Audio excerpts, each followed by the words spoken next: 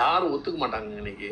நான் கன்சர்வேட்டிவ்மாங்க என்ன பார்த்து. உலகத்திலேயே மிக அற்புதமான, மிக தெய்வீகமான, மிக ஆத்மார்த்தமான ஒரு நட்பு, ஒரு அன்பு, ஒரு உறவு, ஒரு சிநேகிதன், ஒரு தாய், ஒரு நண்பன், ஒரு மந்திரி, ஒரு கேர்ள் ஃப்ரெண்டு, இவைகளெல்லாம் அனைத்தும் சேர்ந்த மொத்த உருவம் தான் மனைவி. அது மொத்த உருவம் தான் கணவன். அவர்கள் 2 பேரும் பயணிக்கிற வாழ்க்கை தான் புனிதமான வாழ்க்கை.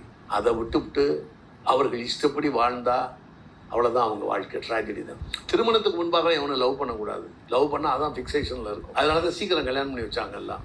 அதான் சொன்னா நான் குழந்தை திருமணத்துக்கு வர்றேம்மாங்க. எது வேணாலும் எடுத்து பேசலாம் நம்மள. உண்மை அதுதான். மிக அருமையான வாழ்க்கை. என் மனைவி என்னுடைய ரொம்ப க்ளோஸ். நாங்களாம் அன்பாக தான் இருந்தோம். பிரிந்தது நான் ஸ்ட்ரிக்டாக இருந்தது அவங்களுக்கு வேதனையாக இருந்திருக்கலாம். அதுதான் நான் டார்ச்சர்னு சொன்னேன். டார்ச்சர்னா அடிக்கிறது கிடையாது.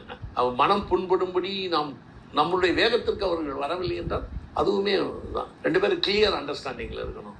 கல்யாணத்துக்கு முன்னால் 2 பேருக்கு இது கவுன்சிலிங் பண்ணணும். வாழ்க்கைன்னா என்ன, எப்படி இருக்கணும் அப்படின்னு.